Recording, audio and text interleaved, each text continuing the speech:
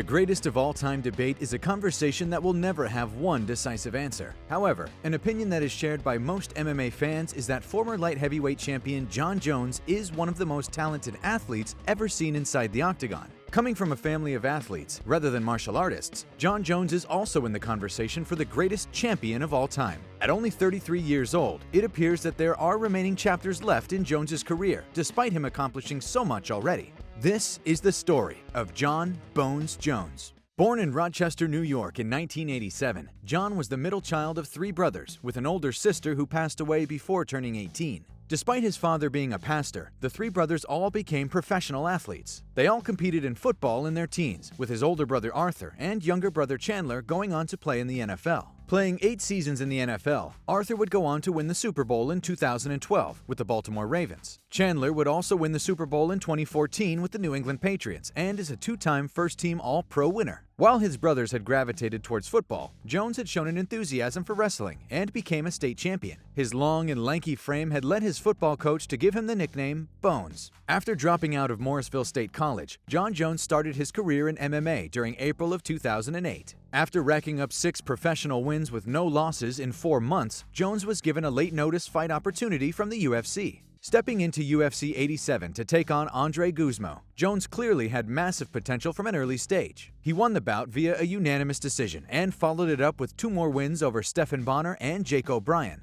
In his 4th UFC fight against Matt Hamill, Jones suffered the one blemish on his professional record. After dominating the fight, Jones was disqualified after he hit Hamill with a downwards elbow, going against the 12-6 rule. UFC President Dana White was furious about the disqualification and to this day talks about the result being overturned. Despite the loss, Jones refused to let this slow him down and followed up his disappointing end to 2009 with 3 stoppage wins in 14 months. Defeating Brandon Vera and Vladimir Matyshenko via TKO, Jones took on Ryan Bader in February of 2011. Jones had said in an interview that Dana White told him that if he finished his next 2 fights, he would get a title shot. While he went on to submit the undefeated Ryan Bader, everything changed after that fight. In the post-fight interview, it was announced that his teammate, Rashad Evans, was injured, and that Jones would step into his place and challenge Mauricio Shogun Rua for the light heavyweight title at UFC 128. There was no question that Jones had earned this shot, and by this point was resembling the Jon Jones that everybody knows. His unique and creative striking, paired with his wrestling ability, had been on show from his very first UFC fight, utilizing elbow strikes and spinning kicks in his very first bout. Stepping up to challenge a legend of the sport, Jon Jones put on a dominant performance and outclassed the champion throughout the fight. With a 3rd-round finish, Jon became the youngest UFC champion at just 23 years of age. This phase of Jon's career became about proving himself as the best light heavyweight on the planet against the division's legends. With the UFC's marquee division being the light heavyweights, some of the sport's most iconic fighters would make up its roster. After he had taken Evans' place in the title fight, Jones's first title defense was scheduled to be his teammate, but several injuries stopped the fight from happening. Instead, his first 2 title defenses came against Quinton Rampage Jackson and Lyoto Machida, with Jones submitting both to retain his title. After Jones had become the new golden boy at Jackson Wink MMA, a rivalry had started between himself and his teammate Rashad Evans. The champion put an end to this with a completely dominant win over Evans and moved on to the next chapter of his career. Something else Jones's champion reign would become known for is his tendency to try to beat his challengers at their own game.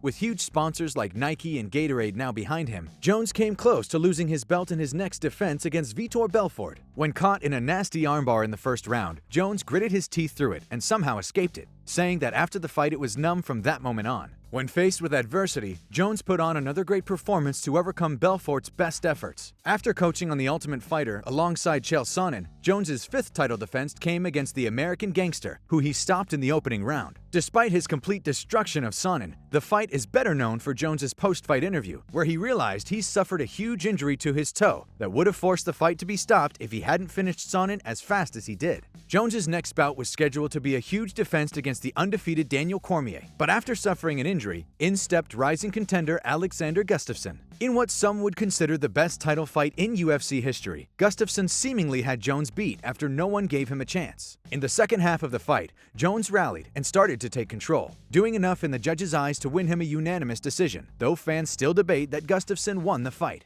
This incredible war revealed several chinks in Jones' armor. Not only had Gustafsson dominated the champion through the opening rounds, questions about Jones' commitment began to arise. After a 7th consecutive title defense against Glover Teixeira at UFC 172, the huge bout between Jones and Cormier would finally take place. Seemingly on a collision course with each other, when they clashed heads, it would shake the MMA world. Now iconic moments in the build-up, like the Media Day brawl, took the hype for this fight to a whole new level. In what many predicted to be his toughest test to date, Jones won a comfortable decision across the board. Once again, he attempted to beat his challenger at his own game, becoming the first man to take Daniel Cormier, a former Olympic wrestler, down inside of a cage. The third part of Jones' legacy as a champion then kicked in, one filled with controversies. Following his match with Cormier, it was revealed that Jones had failed a drug test before the fight, showing that he had cocaine in his system that resulted in a fine. In 2015, Jones was publicly stripped of his title after he was involved in a hit-and-run collision with a pregnant woman. In his time away from the sport, Cormier had become the new champion, defeating Anthony Johnson for the vacant light heavyweight belt. Once Jones returned in April of 2016, he defeated late-notice replacement Ovince St. Preux for the interim title. Unfortunately, he was stripped of that title as well, and suspended after failing a drug test ahead of his unification bout with Cormier at UFC 200. At his hearing, it was concluded that Jon Jones didn't intentionally take any banned substances, and as a result, he was suspended for just 1 year. On his second return, Jones went straight into a title fight with Cormier at UFC 214 in July of 2017.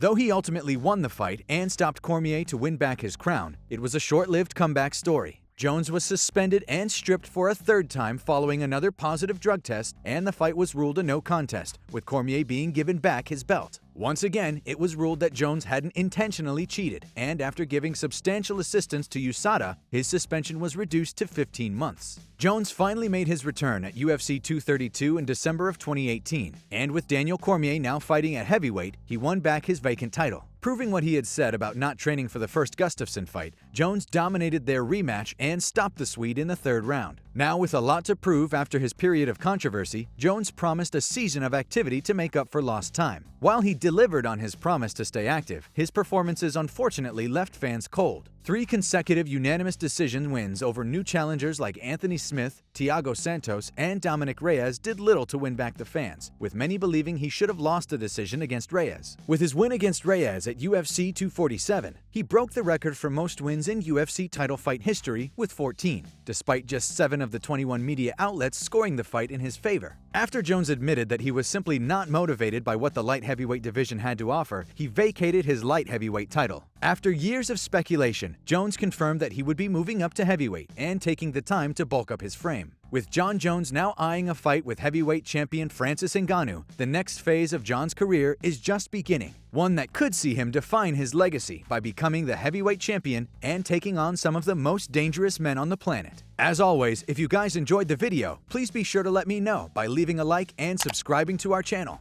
Apart from that, thanks so much for watching, and we'll see you on the next one.